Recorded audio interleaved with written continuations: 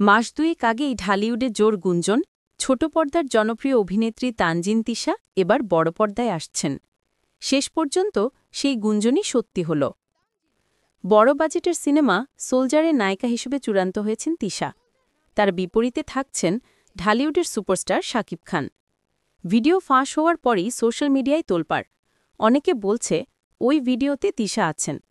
তবে তিশা জানালেন স্পষ্টভাবে, ওটা আমি না, আমার কোনো ক্লিপ আসেনি, ভুল নিউজ করবেন না, আমি একটা বড় কাজ করতে যাচ্ছি, আর এটা পুরো টিম ওয়ার্ক।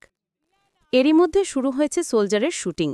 গত ১১ই অক্টোবর শাকিব খানের সঙ্গে প্রথমবার ক্যামেরার সামনে দাঁড়িয়েছেন তানজিন তিশা। দেশপ্রেমের গল্পে নির্মিত এই সিনেমাটি পরিচালনা করছেন শাকিব ফাহাদ।